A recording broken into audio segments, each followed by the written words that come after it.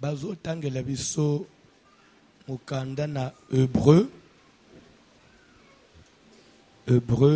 chapitre 9 à partir du premier verset jusqu'au verset 8.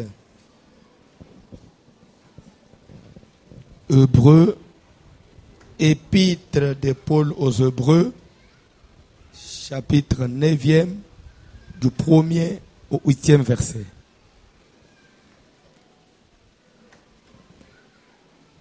Épître de Paul aux Hébreux, chapitre 9, les versets 1 à 9, nous lisons au nom de Jésus de Nazareth. Nous lisons au nom de Jésus de Nazareth. La première alliance avait aussi des ordonnances relatives au culte. Boyokani ya liboso to boyokani ya yambo ezalaki pe na mibeko na yango oyo ezalaki kotala kaka mayangani. Et le sanctuaire terrestre. Pe ezalaki na mungombo ya se na mokili. Un tabernacle fut en effet construit. Mungombo bandeko etongamaki. Dans la partie antérieure, na kati na etenyi nango ya kati kuna appelé le lieu saint, oyo babengi isika na bule, était le chandelier, la table et le pain de proposition. kuna ezalaki na mwinda mesa pe na bamapa ya banganga nzambe. Derrière le second voile se trouvait la partie du tabernacle appelée le Saint des Saints.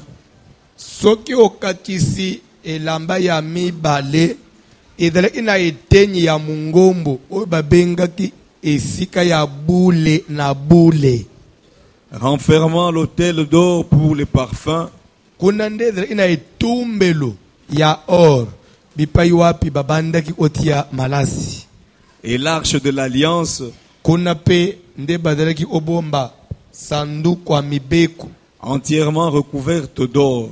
oyo ezalaki mobimba na yango bapakola or.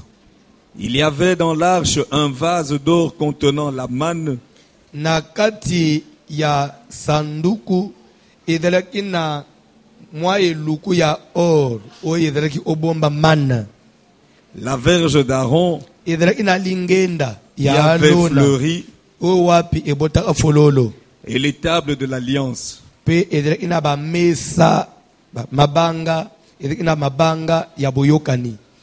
Au-dessus de l'arche étaient les chérubins de la gloire, Likolo na sanduku ezalaki na mapapu ya nkembo couvrant de leur ombre le propitiatoire. oyo ebandaki kofinyika na elili na yango ezofinyika kifinyiko. Ce n'est pas le moment de parler en détail là-dessus. Bandeko ngongeza mingi te to ota na badetail nyonso. Or, Nzoka ces choses étant ainsi disposées, biloko oyo esilaki kobongisama, les sacrificateurs qui font le service entrent en tout temps dans la première partie du tabernacle. banganga nzambe oyo basalaka mosala bazalaki kokota ngonga nyonso na etenyi ya yambo ya mungombo. Et dans la seconde, le souverain sacrificateur seul entre une fois par an. Na etenyi ya mibale nganga nzambe mokonzi ye moko kaka nde akotaka pe mbala moko na mvula, Non sans y porter du sang qu'il offre pour lui-même et pour les péchés du peuple. pa mpona komema makila oyo ya kobonza mpona ye moko me kasi mpona masumu ya libota. Le Saint-Esprit montrait par là que le chemin... 40e verset, 8e. un verset à souligner. Bandela verset 8. Le Saint-Esprit montrait par là que le chemin du lieu très saint n'était pas encore ouvert. Molimo musantu na kotala makambo oyo abandaki kotalisa po bato bayebake nzela ya lobiko nanu efungwama ite. Tant que le premier tabernacle subsistait. Na tango nyonso mungombo ya liboso ekobanda kozala nzela lobiko eza kokangama. C'est une figure pour le temps actuel. Ezali elili pona to comprendre makambo ya mikolo oyo. Esili to kofanda.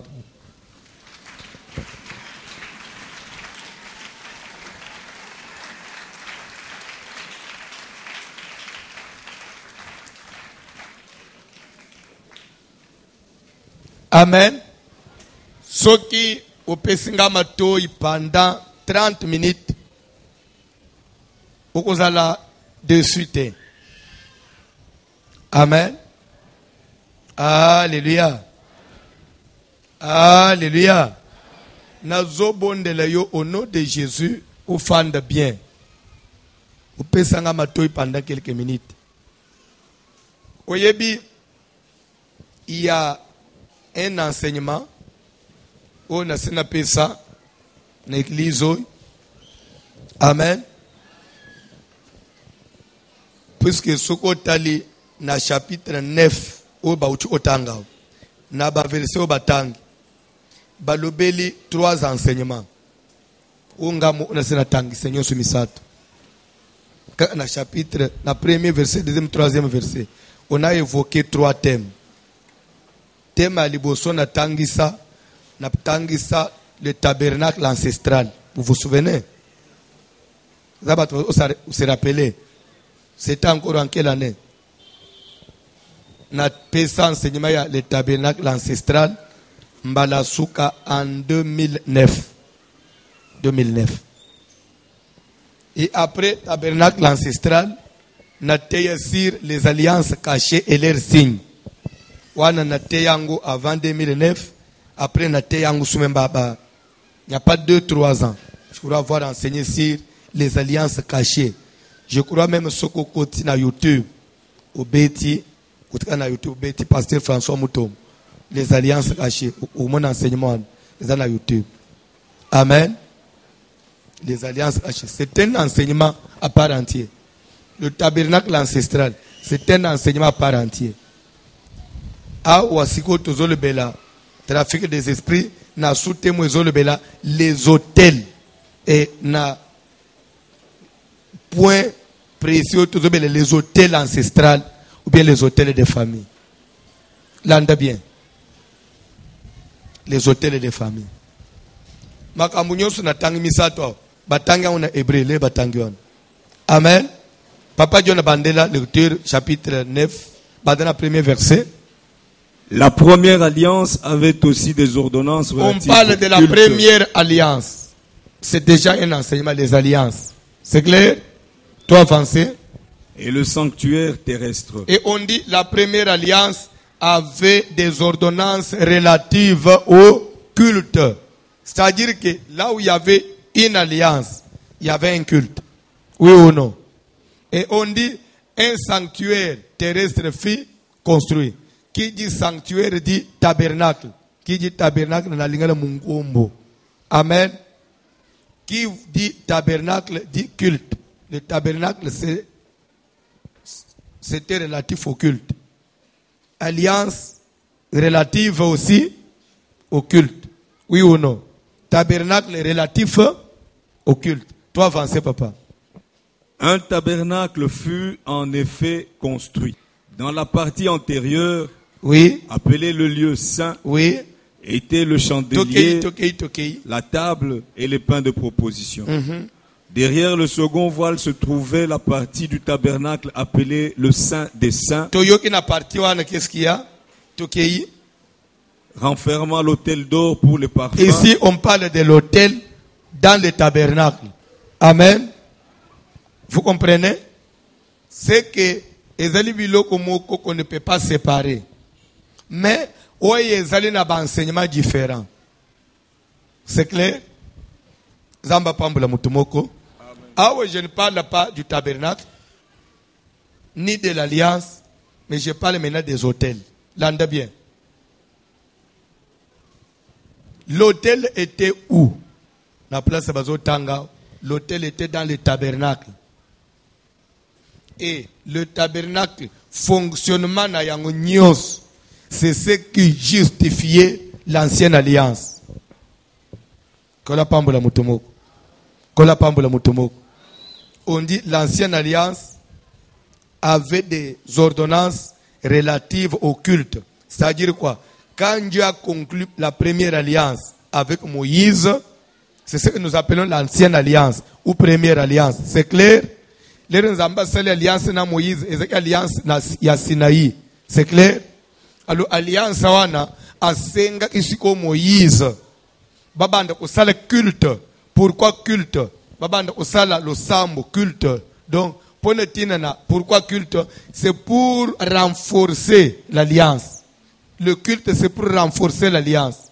Ce qui peut y éviter, c'est que nous faisons ce soir, c'est un culte. Venir à l'église, c'est un culte. Comme on a chanté là, c'est un culte. Quand on écoute la parole de Dieu, c'est un culte. Quand on prie, c'est un culte. Quand on fait des offrandes, c'est un culte. Et l'ensemble, il y a Makambunyon Soy. Quand nous le faisons chaque fois, nous sommes en train de renforcer notre alliance avec Jésus. Tu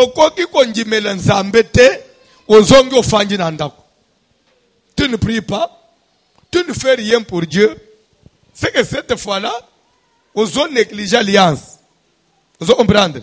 L'alliance est de la renforcer. Ceux qui t'ont dit Nzambe sont obligés à chaque moment de avoir une présence. Quand il y a une présence dans Nzambe, il y a des responsables. C'est vrai, il y a aussi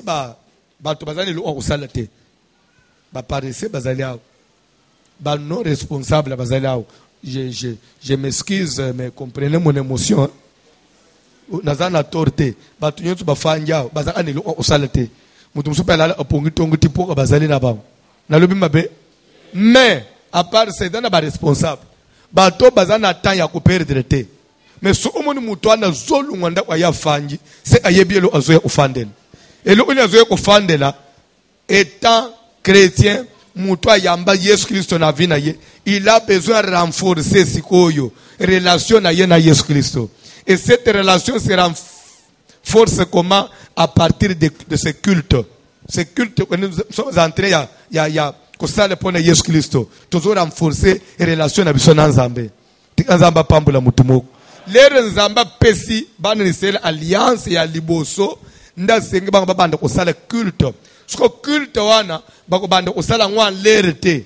Bako banda ko sala ngo ko mate. Il faut être quand même na place moko oyo bako banda o se recueillir ko banda o se retrouver. Vous comprendre?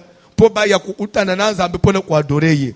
Alors c'est cette place là Nzamba senga ki vous devez construire un tabernacle. Tabernacle ezalenine. Tabernacle est l'image ya kamwa ndaku.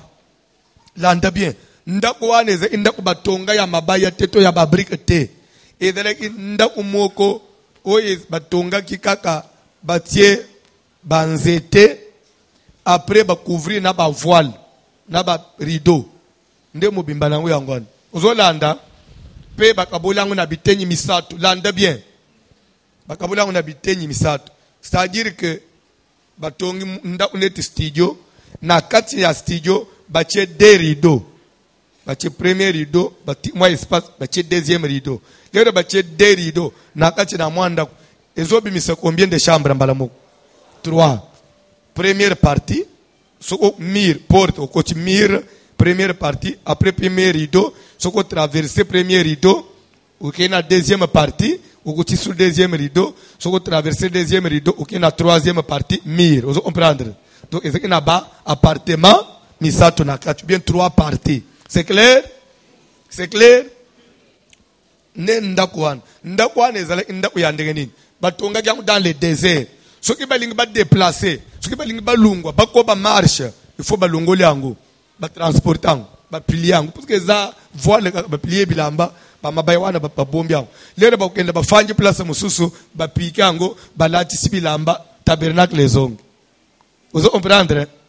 Ezalaki nda umoko baza ku transporter yango ko déplacer yango tabernacle baza ko déplacer yango. Pourquoi? Parce que nda ko batonga na babrikete. C'est clair? Les terrains sont auto avancer.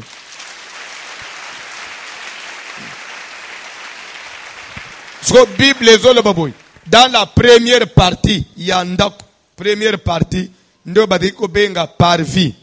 Parvis. Amen. Soko leki nde oedelaki batu nyonso baderiki na besoin ya culte pona osambela nzambe soki boye bozo suka wana na parvis. La première partie. Sikoyo deuxième partie ouais l'ange première partie.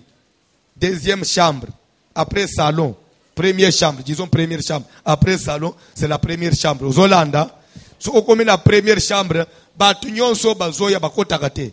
Bino bozo suka na parvis. Première chambre, batu bakotakeza banan les sacrificateurs. Banganganzam. Pe Bible doit bage badri kokote kuna à tout moment, il faut ba otakun. Na première chambre. Nini ezalaki na première chambre? Na première chambre, batangang ba détail yango. Dans la première partie, il y avait quoi? Rapidement, Papa Jonathan Angezo Kende. Je ne perds pas le temps, ça va vous aider pour partir dans le côté skoyo. Dans la partie antérieure, appelée le lieu saint, des premières chambres, il y avait la première partie, les parvis, première chambre, deuxième partie, les lieux saints. C'est clair? Et c'est Ayaboulé. Qu'est-ce qu'il y avait là-bas? Était le chandelier, chandelier, la table, malembe Papa John. Chandelier, ya banzo mona même ba dessin musuna ba église musu ba komaka na mir. Omuni ba omielo omoko esali unjile ba banzete bo na base moko. Chandelier et ina ba 7 branches, 7 lampes, 7 bras. Tout autour 7 bras na base moko. Alonde ba minda. Toutes les 7 là on allumait le feu. Vous comprenez? 7 bougies, la chandelier. C'était la lampe, c'était pour éclairer.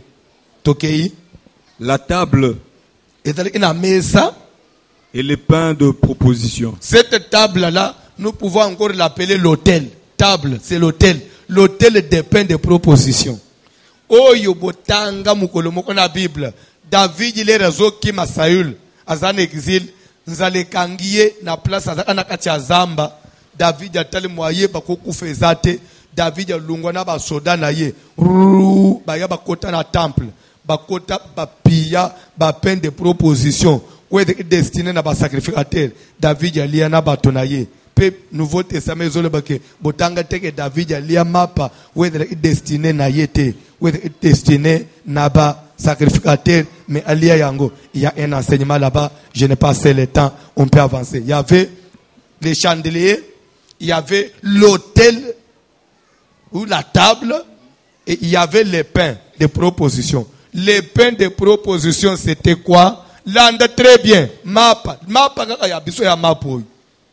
Baziko sala ba mapa wana pe bazoya nango ba continue première partie na lieu saint na table wana hôtel wana ba tie moto na hôtel bazoya na ba mapa wana ya sika na tongo. Bazo déposer likolo ya hôtel wana soko bazo chauffer yango moto ezopela bazo chauffer yango te lobi nango na tongo il faut baya balongoli yango bakamati ya sika bazongisi lobi na tongo baye balongoli wana bakamati ya sika bazongisi soko oyo bazo longola wana ba sacrificateur bake ulia na ndako la nourriture des sacrificateurs banganga nzambe badile bakamati suma plastika o basali sika bachie na tongo lobi baye balongoli bakelia baye na o ya sika bachie.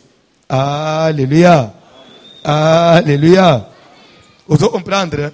Mapa c'est quoi? Qui dit pain c'est la nourriture. Qui dit pain c'est la parole de Dieu. Qui est censé manipuler la parole de Dieu? C'est le sacrificateur, c'est le prédicateur. Et le prédicateur n'est pas appelé à donner au peuple de Dieu mapaya malili. Non, il faut qu'il puisse donner le pain chaud. Ce qu'on appelle en français la nourriture au temps convenable. Pasteur, il faut teya. Le tout n'est pas ya côté, mais il faut teya makamboyo na tango yesengeli. Net matin na zoteyo. C'est la nourriture au temps convenable. Tu vois que ça a intéressé tout le monde. On n'a pas besoin, il y a au sein bibliothèque et yaka, mais chaque jour l'église des autonda. C'est une nourriture au temps, c'est que nazotia mapa ya moto, ya sika na hotel. Ezana batu, bazo lesa batu mapa elala papa. Mapa elala papa. Mapa gauki papa. Est-ce qu'il faut tia mapa elala papa John? ekomi na ngai lobana nazala besoin lipa moto tika lipo ya moto epesa yo vie. Alléluia. Kola pambula mutumoko. Kola pambula mutumoko. En réalité, David n'était pas sacrificateur, mais naba tonaye lera bayokinzala baye ba le mapa whether it destiné na bangote elingi kolobanini c'est vrai mapa est destiné na ba sacrificateur, mais en réalité sacrificateur mutozote yende mutozo lamba bazo présenter libre, il n'est pas censé manger ça. Ça montrait tout simplement que la parole de Dieu est qu'on a la destinée na mutunyos ou azana posa ya oyo la parole de Dieu. Et actuellement la parole est accessible à tout le monde. David a côté lire. Pourquoi? Parce que la parole de Dieu, vous en avez besoin. Quand vous avez des problèmes, il faut écouter la parole de Dieu. C'est pourquoi il est beau makayete. Zamba pambula mutumoko. Ezane loko elekili lobana nzambe na nguyete. Kaka la parole seule ndenga na zote yao. Na kosa la prière muke. Na liloba kitoko na tei. Délivrance oti davi na yo. Et d'ailleurs pour ce soir, ozo yamba délivrance. Et pour ce soir, un miracle est au Tananda Onayo. Amen. Alléluia. Alléluia. Vous savez, Ezaka Kapo, mais les gens qui ont erreur, tous sala. Tous appellent censé au sala yang parce qu'ils appellent le ban ensemble. Au moins net maman oya a passé offrande d'action de grâce le et offrande. Alors papa n'a pas offrande d'action de grâce pour samedi où il y a lobby au lekao quand na musalo il y a trafic des esprits samedi passé na uti ko bala le natalier alors na bali papa officiellement ba honorer ngai tout na tuniye tu y a quel âge abi baba linga na 50 ans ce qui est l'église monsieur c'est un miracle il faut pas ce témoignage mais c'est un miracle. Zambé a voici l'homme, Azobali c'était à 50 ans. Et ce n'est pas la première fois. Tika miracle le mot écoute na vie na yo. Ko désespéré te. Dieu oyebipe eye ko tomber bien na pendant na côté sans savoir que maman na ko témoigner na uti ko pèse exemple mo lere na zote ya frère mo ona yamba ya ye bien là assis dans ba moyens ali vraiment voiture naza dessus ngamu na misale la ba choix naza na besoin que nga mwasi mo bien papa mais azala jeune fille te pe azala o nanu ke azala te e o nanu bota azanga obota teno naza besoin mwasi mo asabota pe mo côté mi balete papa azala tabana 3 bien 4 donc na tout oh webi ke kamusinga kandenga pe o kamoyana na tout oh nandenge nini mbala libosona mona mbala zolo kama sasa na bande azabane bele na tuni na nebite papa na boy mwasi o yazanga mwana basi bazanga bana mitopasi pia ba ici mwana moko te naza besoin d'être 3 bien 4 na tuni papa motivation et raison les anines alobi ngai na sina balaka naza na ban naza bana 5 nazo préférer moi si pena uban azala tana 3 bien 4. Comme ça, le col bana nanga bazape mike bazana caprice, nebi caprice bana nanga. Ye aye na oya ye 3 bien 4. To oyoka na ye. Ozoya na bana na yo, j'ai des moyens na ozabango en charge. À condition o batela ba oya nga bien. Na utabana nanga ba lelité, na utabana nanga na suscité. Comme ça ngai pe na ozoba oya yo ola ya ngai, yo pe zo ya ngai lo ola ya yo. Abi papa to ofanda bien. Na boy mwasi mo yabana oselanga ba caprice ya na kutibana na ngai abi nyoso nazo apona bana na ngai na boy na ukuta bana na ngaba zolela bazo sufriro mama sali bisobo no soka za pena boy ya ban akoyo ele pe ba o ya ngama ah bon pe sera mo pa zili bala ko babaliye na lubi ah bon c'est que pas na nzambe etula azate Zamba est capable de obongis. Pe mubali wa zoya koluka mwasi abana 3 bien 4 ans. Azana mapango, azana mbongo, azana mito. So mwasi wa sabota oyo. Azoya kokelele, kokota libala ya chambre salon eto oyo kota wana teya. ya tuba ichimo obo babezo ngwe bandela la vie. On dirait mutu bazo be bandela la vie na 35 ans bazo be bandela la vie. Est-ce que mutu bandela vie na 35 ans? O banda vie kala o bandela la vie. Nyon soit une façon de se justifier. Et bandela la vie, papa ezai bandela te o banda vina joana te. O sokoli, o tana katikati ya vie. Lo ba katikati ya vie o be bandela la vie te. Totalement moyo, o ya sabo tu ko désespéré, mais o ko tana le bale esengo le sous. Ça ne peut être que Dieu et le Dieu d'Israël qui peut faire ça. Ozo tambula na désespoir pour nini. Simba Nzambe Dieu. Bongo soki basi a 50 bazoban, yabana 4 bazozwa mabana. Bongo ka ayo jeune fille. Nzambe akotele misawo ya yo. Pe azalaka. Azali. Tikata na musaloy. Otele moko ya famille kweya. Po ya sala nini atelema. Tanga bilo o papa. Après première chambre. Derrière le second voile se trouvait. La deuxième chambre se trouvait quoi? Se trouvait la partie du tabernacle appelée le Saint des Saints. On dit là c'était la partie qu'on appelait Saint des Saints ou bien très saint. C'est la même chose. Là il y avait quoi? Enfermant l'autel d'or pour les parfums. Là il y avait encore un autel. Dans la première chambre il y avait l'autel des pains de proposition pour différencier l'appellation qu'on a besoin d'une table. Table de pain de proposition, mais c'était un hôtel. Pourquoi? Parce qu'on mettait du feu. C'était un hôtel. Et dans la deuxième partie, on dit il y avait un hôtel d'or. Amen. Tokei. Renfermant l'hôtel d'or pour les parfums. Il y avait un hôtel d'or. Parfum. Et l'arche de l'alliance.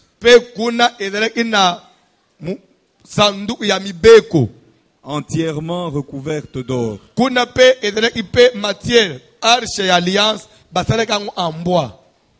Il y avait malembe papa quel type de bois d'acacia. Ndo basalaki arche de l'alliance mais après au fabricant arche ezali edreki munene te.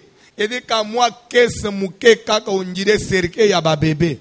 Kamwa esa muke kaka. Faut aya moi serke en bois d'acacia. Suko mobimba na ozo mona libayate.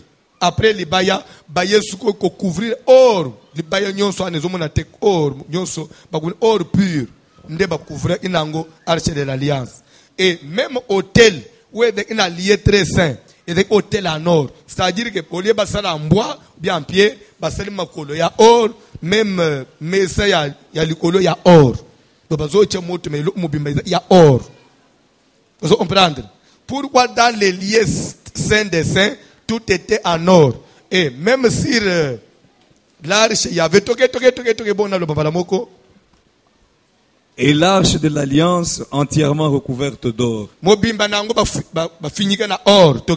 Il y avait dans l'arche un vase d'or contenant la manne. Il y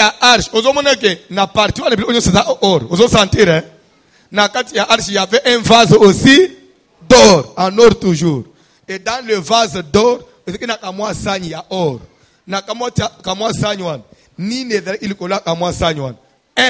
Il y avait moi parti mouké, moi morceau mouké, yaman. Mano ban esire bali ina désert. Bakata mwandam, bachana amwa sanywan. Uzolanda, pe nakati, ya sanduku wan, sanywan esuko bachana ati ya arsh. Nakati ya arsh wan, yeze ina versh ya Aaron, lingenda ya Aaron.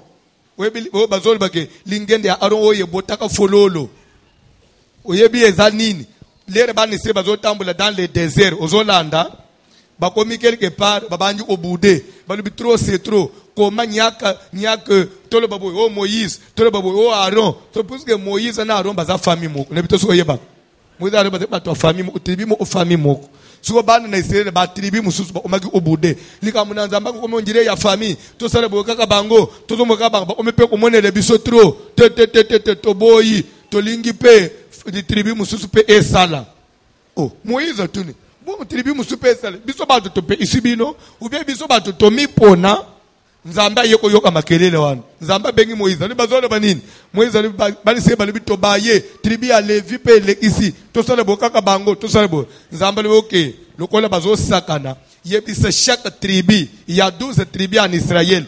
Tribu nyos baluka mukolo mpaka mukolo ya tribu wana. Aluka nzete moko ya kokauka. Mwa baton ya muke kaka ya kokauka. Lokola banzete na biso ya tochaka babroso wana. Bakata mwa parti muke kaka ya kokauka wana. Chaque tribu bakoma kombo. Bakoma tribu de Benjamin, bakoma tribu de Juda, bakoma tribu de Sakar, bakoma tribu de Zabulon, bakoma chaque tribu akoma kombo ya tribu kola baton na bango. Mpaka na bango aya apesa yo Moïse. Comme ça tribu de Lévi pe bakama tape ya bango lingenda pe bakoma tribu de Lévi. Siko mpaka mukolo ya tribu de Lévi c'était qui? C'était Aaron. Parce que Aaron était grand frère à Moïse. Mukolo même à Moïse. Alors c'était lui qui est. C'est pourquoi il était en même temps souverain sacrificateur, en même temps le premier ancien. C'est clair? Tu peux quoi avancer? Akoma tribu de Lévi likolo lingenda ya koka nzete akoka kelungo poso bapalola aya nango bosangisa banzete wana 12. Yo Moïse ozo banzete wana kende nango na arche kende nango na tabernacle. Vous comprendre?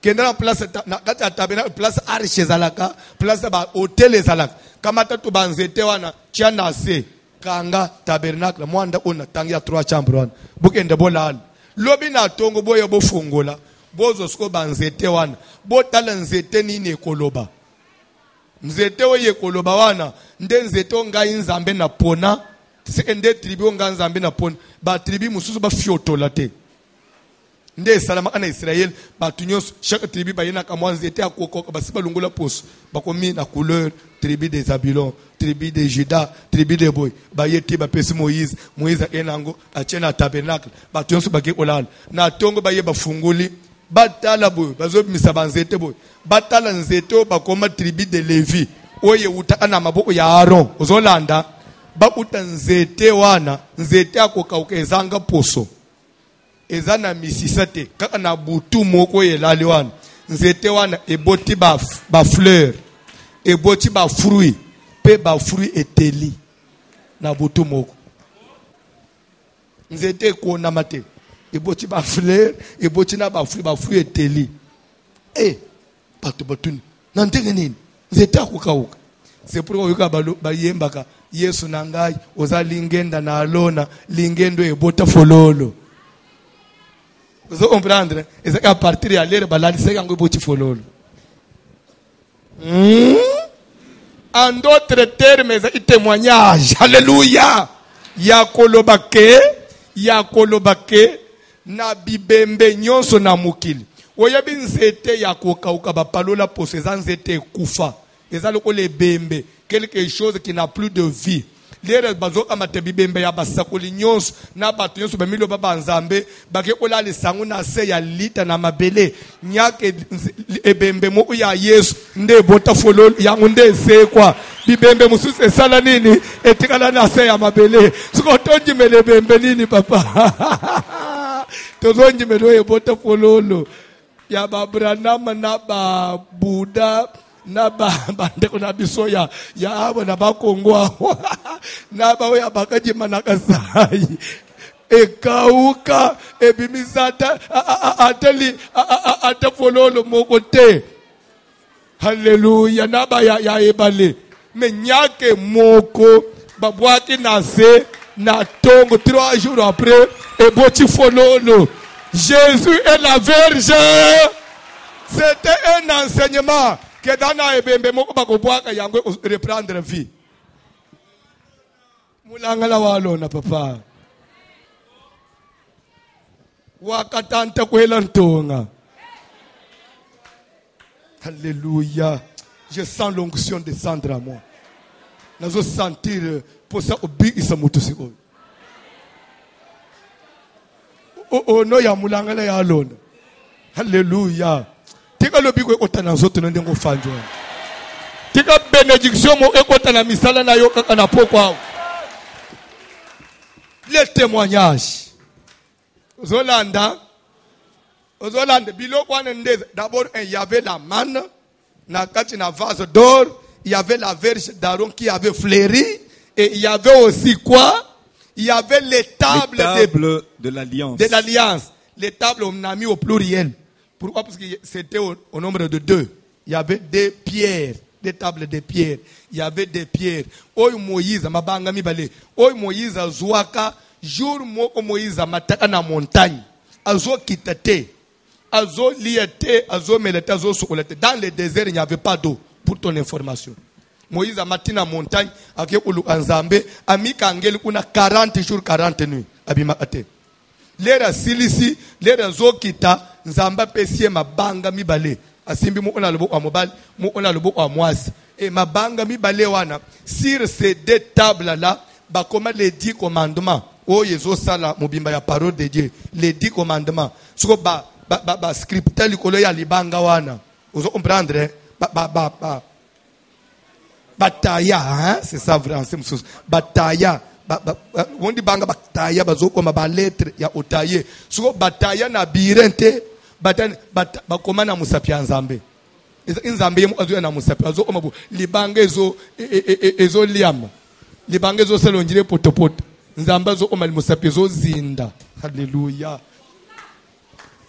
Nde mabanga oy Moïse ya inangu. Et je suis venu dire quelque chose à quelqu'un. Pourquoi les deux tables de pierre? Pourquoi il fallait les alamibale? C'est pour dire que même à l'époque d'Israël, oh Israël avec nanu yemoko nanzambe, oh bazo benga nzambe ya bayuda wana, puisqu'on appelle les tables d'alliance. Mais pourquoi ça devait être au nombre de deux? C'est qu'il y avait l'ancienne alliance et il y avait la nouvelle alliance.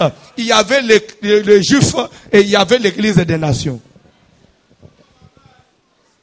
Déjà, Dieu voulait faire voir par là que la deuxième alliance viendra.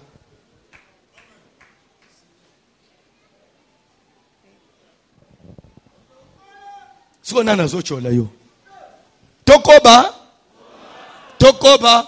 Et c'est pour dire que le salut, tu veux être sauvé, il faut vivre les deux. Il n'y a pas l'évangile de l'ancienne alliance et l'évangile de la nouvelle alliance, non. À Moïse, il y avait déjà les deux. Toko lungu l'ancien testament te poto kanga makana nouveau testament. Ouane bilo ancien testament, non. Na lobi il faut mabanga mibale. Et les deux mabanga na kati ya arche de l'alliance. Et l'arche de l'alliance, c'est l'image de qui? C'est l'image de Jésus-Christ.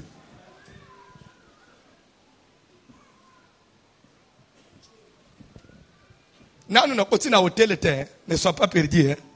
Bon, je les lots, t'as table au musus. Nazo préparé côté tozo hôtel. Mo tezo pela. Côté tozo endesigo. 10 semaines tozo banda.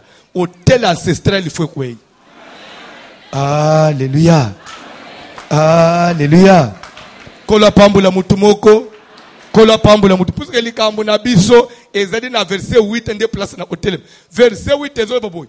Nyonso nazo tout ce qui était disposé là, c'était un enseignement qui venait du Saint-Esprit. Le Saint-Esprit voulait montrer par là que tant que le tabernacle subsistait, quel tabernacle? Tant que la première alliance subsistait, ça veut dire quoi? Tant que l'ancien autel subsistait, Dieu dit à Gédéon, lève-toi, renverse l'autel de Baal qui est à ton père et sur le même sommet, sur le sommet du même rocher, dresse un autel à l'Éternel.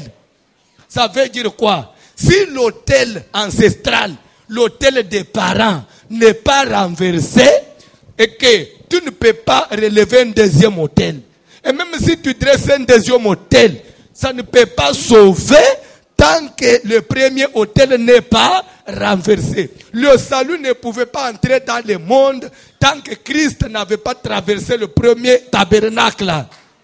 Tant que le premier tabernacle subsistait, le chemin du salut était barré. Ça veut dire quoi? Du moment où bokoko na bino makambo basala na nzoto na yo nanu ekweite, il faut oy basala ekweya po oya sike sala nini ezo place pona nini ba régime mibale efanda na mboka mokote. Le régime ya fidèle ezoya ekomi na kenge régime Mobutu esala nini?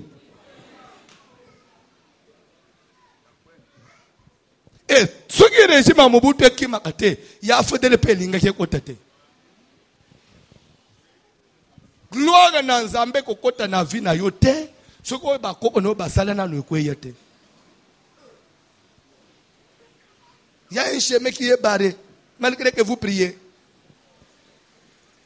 Il faut ouvrir le chemin.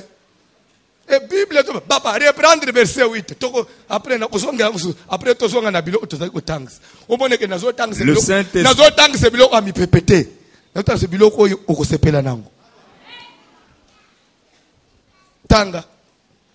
le Saint-Esprit montrait par là que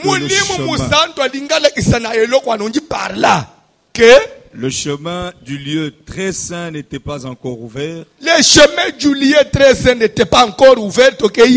Tant que le premier tabernacle subsistait. Tant que mungombo ya liboso ezalaki nanu ya kaleza nanu. Nzele ya lobiko eza kokangama. C'est pourquoi lorsque Christ est monté sur la croix, la première des choses, ni nécessairement en Israël, voilà ya temple et pasuki de haut en bas. Pour dire quoi? C'est que alliance ya kaleza nini et kwei poto fungola nzela na nouvelle alliance. Vous comprenez? Naza na besoin musala tozo sala na nzoto lo semaine oyo. Voilà oye bande ko empêcher makambo kitoke ota na famille. Voilà ba check one we zo bomba bukoko. Voilà ne pasuka po mwinda ya sike sala nini? Mais pour mwinda sike oti fo hôtel ya kala, hôtel ya Joas, papa ya Gédéon, il faut ezala détruit, renversé. Nzamba ibisi Gédéon ba hôtel mi bale fanda kana mboka mokote. Il faut na kati no one hôtel na koko koba bozo sepela na koba ba détail msona ozongela ngwate dimanche po na lingina kata tole na prière na koba muke na kota muke mwana moko na kombo na Jacob azo luka Nzambe butu moyi azo tambola na elike pa na Nzambe na ngai pone nini anga makambo zo simba te malgré de grandes promesses ngai Jacob kaka boye Jacob Nzambe ibisanga depuis bu mwa mama ngai na kokonza yaya na ngai melere na yao e pa na biso jamais babenga ngai yaya babenga kaka Esau ti kambie mema na sale fort ti na tekela ye potopoto na botole kibuyaya meti papa juru asuka zo benga kaka yeo mukolo ya kana pambulo ti pa so mama sunga okutute mbele balinga ba pambule Esau mama ede na keto dribbler papa na lesi papa pamboli ngai ko croyant que le papa pamboli ngai na ko bande pe via esengo Esau amemi lishete linga bo mangai na kimili suna tikinda kuna biso na mugendo obike papa na komi mwana musala ya noko na ngai Laban ndo yoka ni pe na noko na salele ye musala noko apesa ngai mwana na ye amwase Rachel na bal na sali musala seta na mutema mobimba e komi na suka noko apesa ngai mwase noko dribble ngai azoela ngai leya o ngai na linga ite me noko selinga bo pona nini o soko lingi saleli su seta na ba iselo yo lingi na ba isi seta mwase yangu ya mibala ye azobota te sukole na bandi usufrime mwase yangu sukone chele imotema azobota te mwase kamata mwana na musala pesa ngai na boti na mwana na musala lelo sukona na boti na mwana musala o ipse ayena ye pamoni apesi o yaye mwana musala na ye umi retrouver lelo boti so na mwana musala ya yayena ye mu pa bandi ko bota bana ba ye ko komebele charge lekeli ngai esclave ya pamba na zongili suse pa noko na ngai awone komisuko na ba sebele na bale bele na osuka wapi noko libo ya osalela ngai susu seta pozo pe o ya yo par na sali tiba ne koki noko pesa pare na ngai oh no kakwe ko dala na batashe na baraye nde ko zala yayo na telebonzo ande za banyama ya maladi nde noko musali nyoso so Jacob zo mitu benediction Nzamba angana libu mwa mama wana eza wapi na souffrance nyonso yo Tinzamba yokelinga mawa afungulinga misu na zwinzete mu na komi otutisa na banyama bakomi okoma tashi na komi pena mwa biloko ebele noko tombo elinga linga bomangai na kimisu na basi na bana butu oy vini ni oyo soki na lingi na sambela o Jacob za mutu munene Jacob kokonza yaya na yo mais pratiquement na vie boye na zomona yango te lera bandi kolela landa mateya nde na butu moko Jacob sibasi na bana bokende na mi izole nanu na tikala nanu ngamu una yeba nanu le pourquoi vinanga ye kozala kaka via kolela via ko forcer nazo sambela nazo sela nzambo nyina naselela nzambe te ndena katikati ya butu wana nzamba ye kokutana na Jacob ayebisi Jacob ozo milele pona nini nazo milele ponga na pambula matena kama mtu apasi nzamba tunime ozo tuna lipambuli avina yo bongo kombo na yo ezalaka nani o kombo nanga Jacob nzamba yebisiye tant que le premier nom le nom de Jacob subsistera toi tu ne peux pas vivre la promesse qu'on ne t'appelle plus Jacob c'est que Dieu a détruit le premier autel qu'on t'appelle Israël il a maintenant relevé un deuxième autel et depuis ce jour-là via Jacob elle joue peu dimension mususu. C'est la deuxième expérience. Jacob après, kuzokombo asika, nde akomi pembeni ya Kana. Pembeni ya yana Yesau. O ya Kana ye, atikala na kanda na Yohana. Jacob afuka minase. Azui ba bibwela cheli boso na bato wa misali. Bokende bobondela ya yana ngai. Boye biseke leki na yo, esclave na yo, serviteur no azoya. Kosale mabete aye ufuta amande. Lere omepa yaya lobi, il n'est pas mon esclave, c'est mon petit frère. D'ailleurs, il me manque, il m'a beaucoup manqué. Oh moi na mama na ngaya za wapi. Yaya ye na bambunda ya koyamba ye.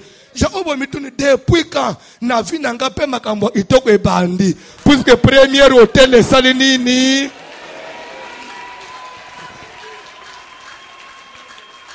Oko lukate hotel aliboso ekwe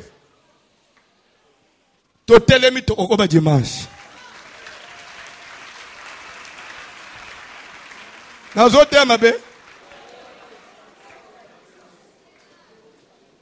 makambweza kana Bible na yo wana ça c'est tout dans ta Bible là tout ce que j'ai dit ici sans effet quand on le bana papa to fingi moto bien to te parole de Dieu. Cantique s'il vous plaît. Frère nyingi selanga lindanda papa. Nazo oposa ya okende vivre na Yesu na lola. Vous savez quoi? Vous savez quoi? Ce soir et dans la deuxième prédication. Na uti déjà côté kitoko na campagne moko.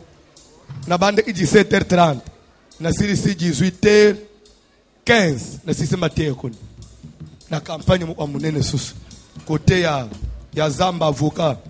Sima ya bondeko na ba fiche mo ezeke na portable lobi suna oteso iplace nini sus za ana te oto na te oto lobi na osisa nanu awo apena gete on dimanche na za na 4 mateye nzambe osunga kaka nzambe pesa kanzoto makasi okusala pe boni na tuni pe bande kwa igilizo na place na ote ngai na te ya ka biente na te ka mate suwa ka batho bo sepeli na ngai ndenge nini baby so tolinga akako ya yo na kamwe pe na tepe ba sepele to ebo sepele pe ngana sepele bo na besoin ya biloko ya reçoit prend po ngana za nangote take it na take it te ngana ko loba kama kamwe osuwa yo c'est que malgré oya ma baby so tozote ya ezape na batu nchasa ba sepele na biso.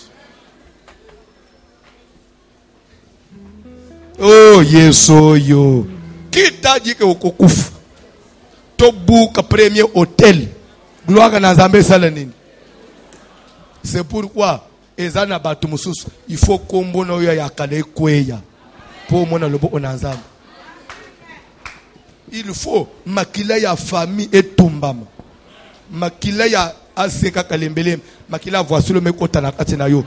Pour kota dans la promesse, makila ya alliance. Amen.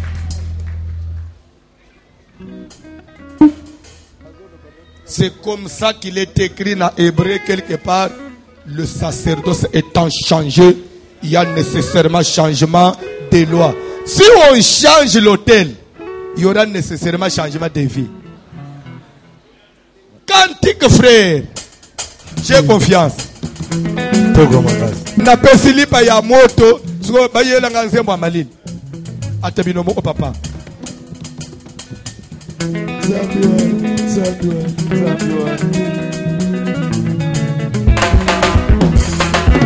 Mwana batimaya wakela jiwamba ukalenga wanyiwe meswanya tabale. Mwana batimaya wakela jiwamba za ukalenga wanyiwe meswanya tabale. Kundeke jibwale zambe ufishi mundu zambiwani mema webe kala wachisha koku zambiwani zambiwani ukalenga wanye mema webe kala wachisha koku zambiwani ukalenga wanye mema webe kala kundeke jibwale zambe ufishi mundu zambiwani mema webe kala wachisha koku zambiwani mema webe kala umamulisha zambiwani papa bale mema webe kala zambiwani ukalenga wani papa mema weba judo kumpala kweba tunga mwana bena manga bibila manga buzambi watu mema webe kala amulisha kuzambi watu mema webe kala Yesu kwa kuyangu ni kutoya zambi watu Yesu mema webe kala na kobungi sate olike nangayo nazozela yo Yesu mwana zango na kobungi sate olike nangayo nazozela yo Yesu mwana zango na kobungi sate olike nangayo nazozela yo na kobungi sate olike nangayo nazozela yo Yesu mwana zambe nakobungisa te elika nangayo nazozela yo Yesu mwana zambe nakobungisa te elika nangayo nazozela yo nakobungisa te yanga elika nangayo nazozela kaka yo Yesu mwana zambe nakobungisa te elika nangayo Yesu mwana zambe nakobungisa te elika nangayo nazozela yo taumane mama wenu wa kudenga taumane mama kudenga taumane mambo wa kudenga Yesu taumane mambo wa kudenga Yesu taumane mambo wa kudenga mambo wa kudenga Yesu taumane mambo wa kudenga mambo wa kudenga Yesu jibendele wa misumba jibendele wa Yesu jibendele wa misumba jibendele wa misumba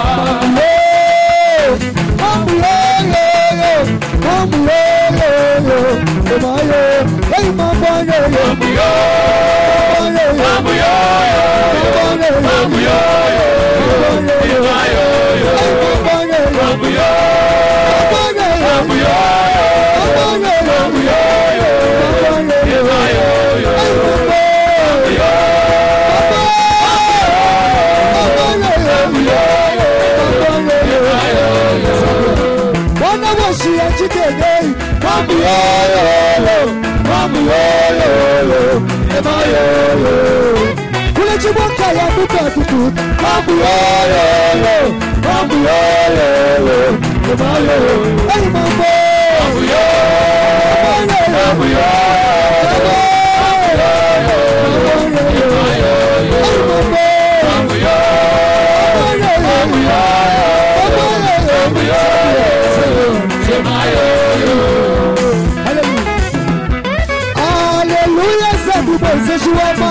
Hallelujah, nikutumisha.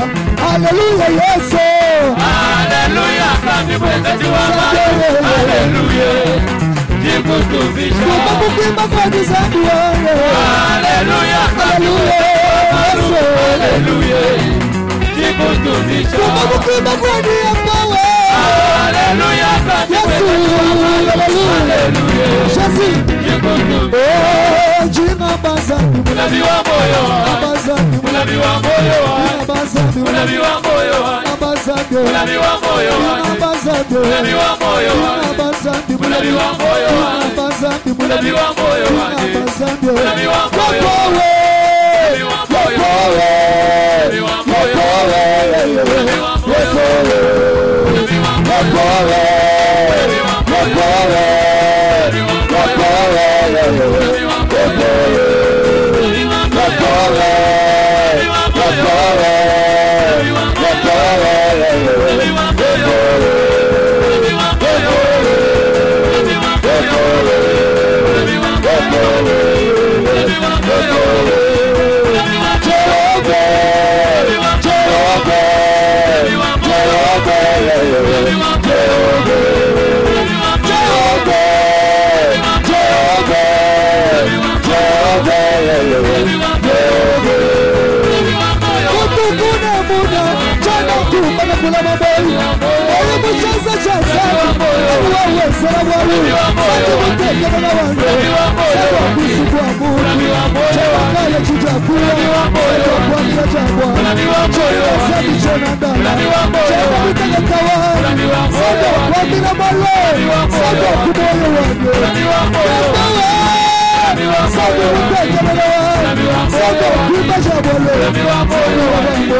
Unabii wa moyo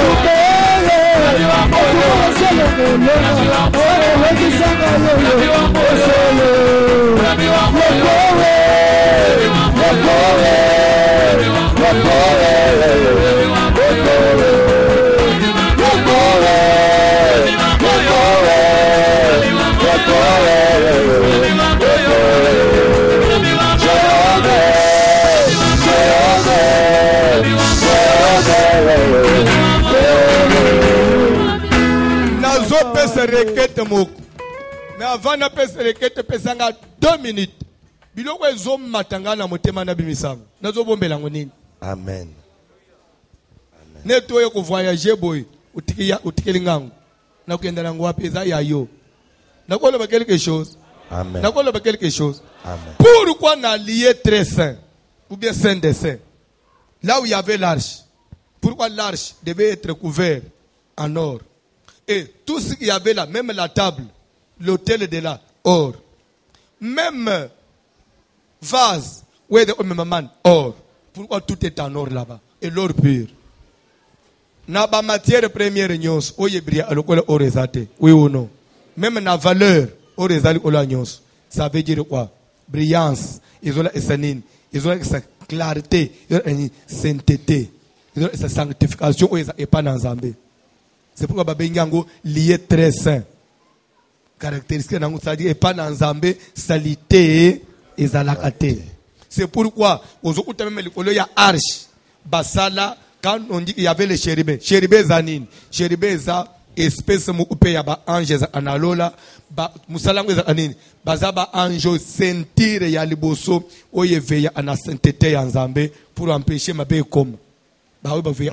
C'est pourquoi aux autres sanduku batia mapapu bachiribane il faut mapapu Bible do bage ombre nango ezo finika prospiatoire qui finit ya arche ezo bomba c'est-à-dire ezo bomba sanctification biloko ezana kati ezo batela ateyo souverain sacrificateur oyena mbindo mais nous nous protégeons ce qui est à l'intérieur.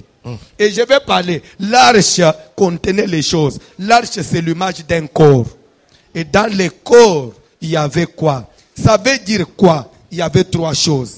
Il y avait les tables de pierre où étaient écrits les 10 commandements. Il y avait la verge d'Aaron qui avait fleuri. Et il y avait la manne que Israël, la manne, pourquoi on dit manne cachée? Parce que la manne était renfermée dans l'arche. C'est pourquoi on dit que Jésus-Christ est la manne cachée. Manne cachée, on ne parle pas de la manne du désert, mais la partie là, les morceaux qu'on avait mis dans l'arche. Verge, oui, dans l'arche, et ça, oui ou non? man abenga Jésus la man aka Yesu arche yango moko aka Yesu. Ça veut dire quoi? Ça veut dire que parce que dans l'arche il y avait d'abord premièrement les deux tables de pierre, l'alliance. Oui ou non? Et sur les tables de pierre qui était l'alliance était écrit la parole de Dieu. Vous allez comprendre? Et à part l'alliance et la parole, il y avait la manne qui était l'image de la nourriture. Et à part la manne, il y avait les bâtons qui avaient fleuri, qui était l'image du témoignage. Vous voulez vivre les miracles, vous voulez vivre les témoignages, il faut être d'abord en accord avec Dieu, il faut être dans l'alliance. Et être dans l'alliance, il faut avoir la parole en soi. Amen. C'est alors que le témoignage viendra automatiquement. On ne peut pas séparer ces choses.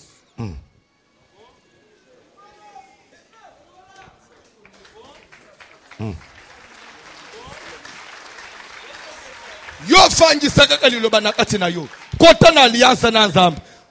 Verge na yo ekobota fololo. Les verges aro eboti fololo. Tout le monde avait témoigné que c'est celui-ci qui a Dieu. Tu veux vivre un miracle ce soir? Est-ce que tu es en harmonie avec Dieu? On ne peut pas. C'est pourquoi d'abord la parole doit être prêchée. C'est pourquoi il faut dresser l'autel. Quand on dresse l'autel, on y met le sacrifice. C'est alors que Dieu faisait quoi? Dieu pouvait descendre. Mais il n'y a pas un autel, papa, il n'y a pas un sacrifice. Pour que Élie ramène Dieu en Israël, il a dit au prophète de Baal,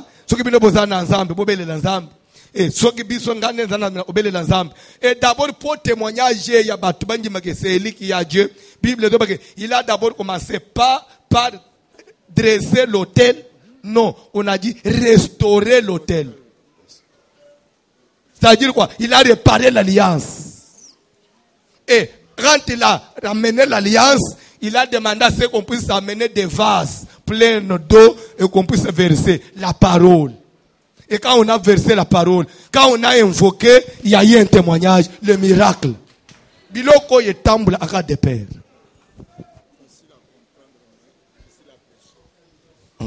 Nazana besoin moto mu ekota na vie na yo. Soki na nguya mu ya famille e bande ku kabulo na alliance ya Nzambe. Ezoke ndeko memo na alliance ya Bunkoko. Il faut ezik. Nous avons besoin de l'alliance ya Nzambe na pourquoi pour miracle na Nzambe kota na kati na yo. Pe mukile oloba certainement Nzambe ye oyo. Mamwa za na Nzambe asol. Malade ko pakata mbangu avant même ngana nganga. Est-ce que tu peux invoquer un feu ce soir? Et consumer l'alliance ya kana ya Bunkoko ya ba kombo mabebe pese biso ya ba vie mabeto mena ya ba bikota kota tokota moto tumbana na alliance nyoso ba sekel o via mabete kati na biso na kombo na Yesu Kristo Seigneur Dieu na sobele la moto na sobele la moto na sobele la moto na sobele la moto moto na Nzambe kita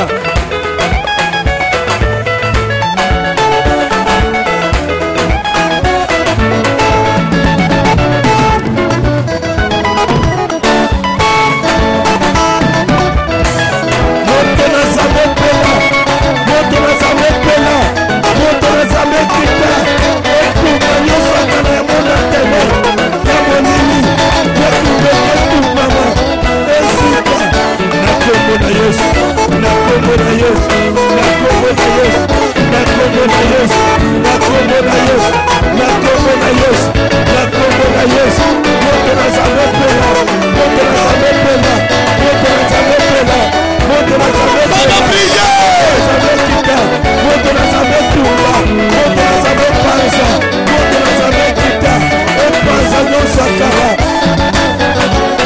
ya monini ya kikofi etumbama esika na kombo na Yesu na kombo na Yesu na kombo na Yesu na sobela moto na sobela moto na sobela moto na sobela moto na sobela moto na sobela moto na sobela moto na sobela moto na sobela moto na sobela moto na sobela moto na sobela moto moto na Nzambe sobela moto na Nzambe sokita Pesa Yosakara, Yamolini, Yakibebi, Ezotumama, Ezotumama, Ezotumama, Ezotumama, Ezopela,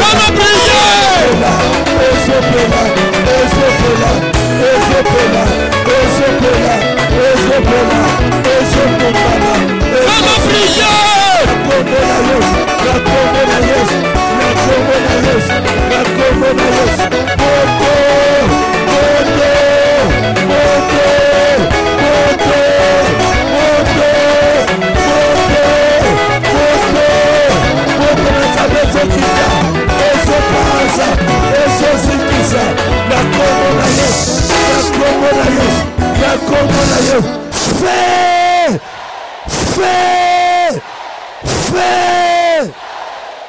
Vous savez quoi? Omoni mateye parti à mateto banju ko simba ya babilo kwa bunkoko esenga via jeune. Poeza anabade tour. Yango moni nazo tozokenda na église na ita jeune. Po même les bazoya ba takeyo pourquoi osimbi bukoko na biso. Les Gédéon asimbi bukoko a famille. Na tongo babimela kiye na bato mboka. Qui a fait ça? Livre ton fils. Tobomaye. Ba retour yaka. Mais écoute quelque part, jeune les couvrir. Amen. C'est pourquoi Mikolo lungana ba distraction. Lungana ba loyenge wana ya ozoboye o jeune. Jeune angope na zo lembisa. Parce que nebika za jeune ya batebele, eza ba jeune au défaut ba tunso ba zomela ba cure ba nini ba muso ba misala makasi. Tellement que za mulai, obi jeune mulai makasi, ba le isaka ba disuna makasi te. So que 3 jours ya to sisi to zongeli olia, to ko kanga sec na frapper. Mais za jeune kende ti le 19 août.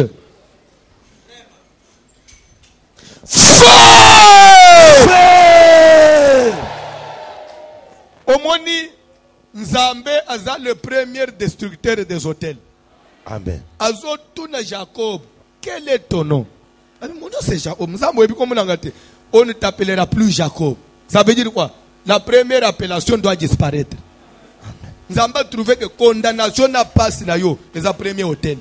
Le premier hôtel doit être renversé. Mabo onomi bali kula mutu. Soki famille na yo bazane lo omoko ba lona. Bazana vie moko ba trasaki. Vie moko ba imposaki. C'est le premier hôtel. Il faut na poko alelo ezala.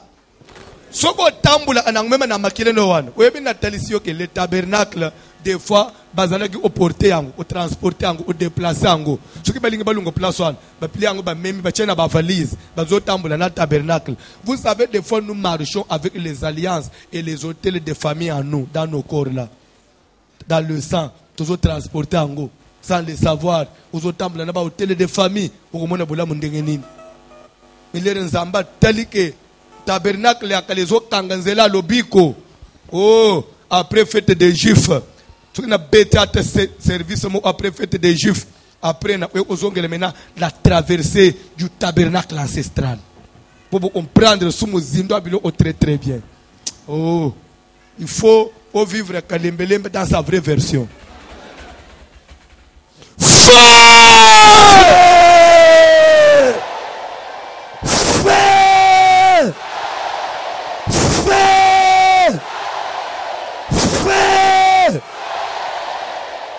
Moto kitana kati na yo epanza como na Yesu Kristo moto epela moto kita ezo tunganyo samonda tene ya molimi ya kupima puissance nyo samonda tene ezo ke na kotumbama ezo ke na kopela ezo ke na kopela ezo ke na kopela ezo ke na kopela ezo ke na kotumbama moto moto moto moto moto moto na Nzambe ezopela moto na Nzambe ezopela moto na Nzambe ezopela moto na Nzambe ezopela moto na Nzambe ezotunga puissance nyonso akutime bavi ya molili vi ya maladi vi ya pasi vi ya opération vi ya stérilité vi ya bokola ya freinage l'étouffement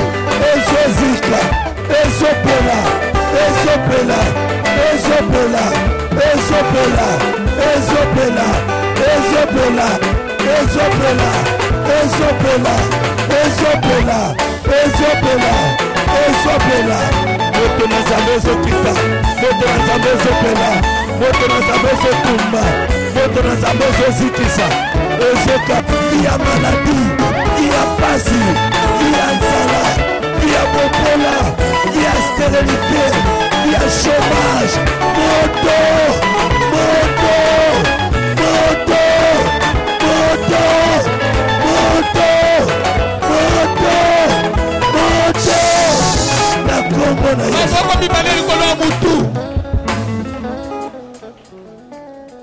maboko mibale likolo ya mutu Bible ezoloba boye tant que le premier tabernacle subsistait, le Saint-Esprit voulait montrer par là que le chemin du salut, le chemin du lieu saint était encore barré, fermé.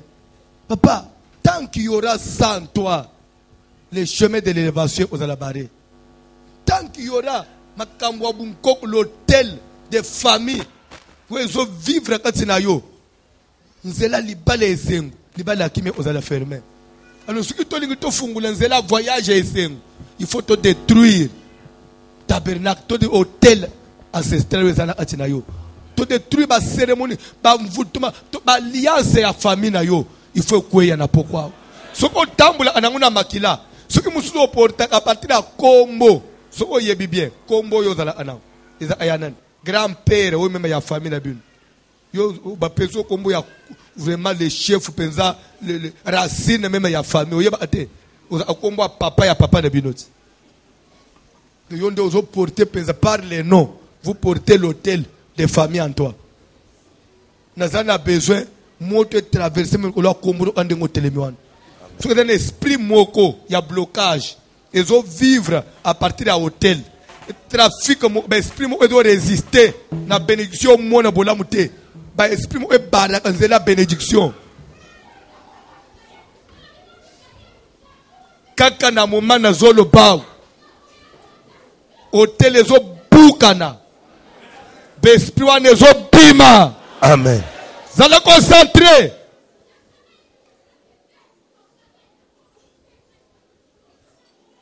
Il y a une main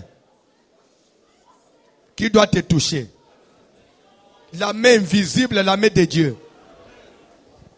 Il y a une main. Talalere na zolo ba vision ba zola isangai. Na moni to telemi pembeni ya ebale. Suko ba potopoto. Na zomo na bazo benda batu. Bazo na skati na siama beleme na ba potopoto. Potopoto a pété. Pembeni ya mai. Na moni onje ba komiko bimisa batu na se ya mabeleme bazo na ba potopoto. Na nzoto. Babimi na potopoto. Après ba sokoli bango na mai. Télévision na zomoni.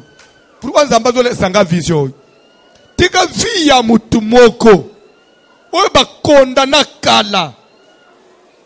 Utamela famille na ye.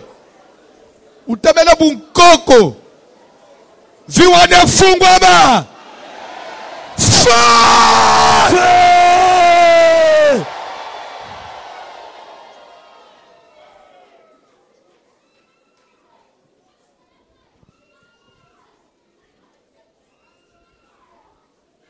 Vie à passi, pauvreté, souffrance, démons sont véhiculés passi dans la vie na yo. Esprit sont véhiculés passi. Ils ont imposé souffrance. Feu!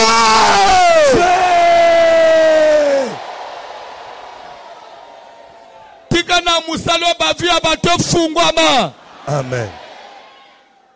Ba santé ya bato fungwama. Ba malaje kweya. Amen.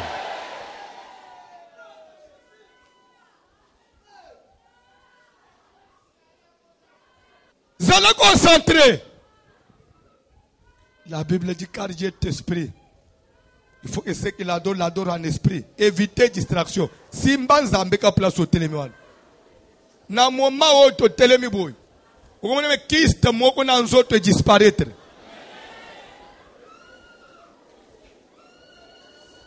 Au concentré on dit le moko bimiyo na nzoto. Maladi pe sili libeli.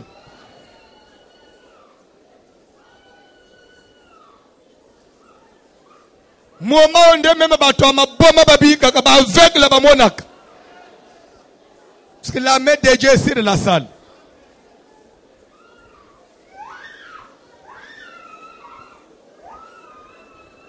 Que la main de l'Éternel touche quelqu'un ce soir. Que la main de Dieu sorte quelqu'un de sa prison ce soir.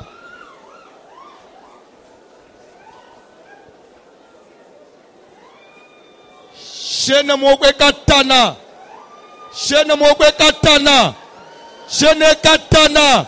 Singa famille katana. Singa famille katana.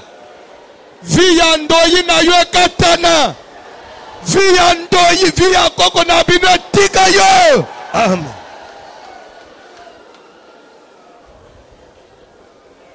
Vio balati sayo.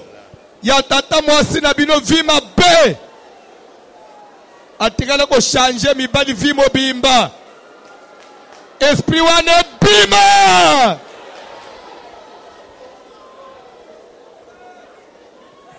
La Bible dit à mon nom, vous chasserez les démons. Nazo benga na ba démons. Trafic nyoso ba esprit. Na vie na yo. T'as l'esprit moko mari de nous zobima. T'as la koko moko zobima zokima. Tout le polele na kilote. Feu! Feu! Feu! Feu! Feu!